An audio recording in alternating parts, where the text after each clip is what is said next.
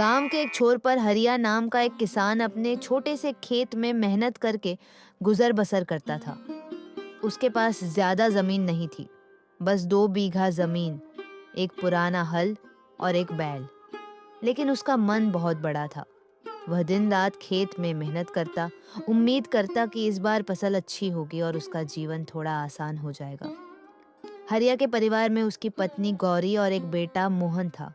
मोहन पढ़ाई में होशियार था और हरिया का सपना था कि उसका बेटा बड़ा होकर अफसर बने, ताकि वह खेतों की मिट्टी से निकलकर समाज में कुछ बन सके। एक साल गांव में बहुत बुरा सूखा पड़ा। महीनों तक बारिश नहीं हुई और खेत सूखते चले गए। हरिया की सारी मेहनत पानी में बह गई। न तो अनाज उगा, न ही खाने को कुछ बचा।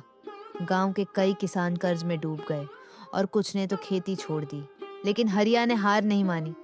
उसने अपनी गाय बेच दी, थोड़ी बची जमीन गिरवी रख दी और बचे पैसे से फिर से खेत में बीज बोए।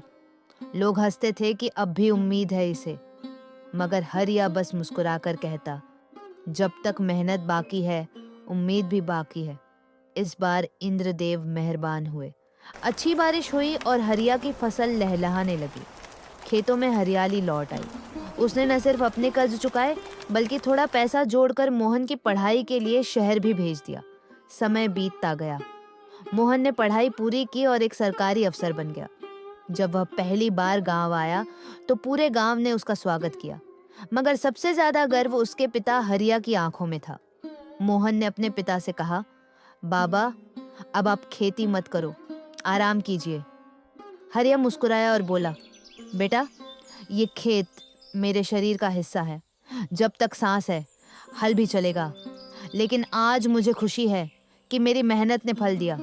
मेरी फसल सिर्फ गेहूं नहीं थी, तू था, मोहन। गांव वाले अब हरिया को और उसकी मेहनत को मिसाल मानते थे। वो किसान जिसने सूखे में भी उम्मीद नहीं छोड़ी, जो गिरकर भी उठ खड़ा हुआ, आज सबके लिए प्रेरणा बन चुका था।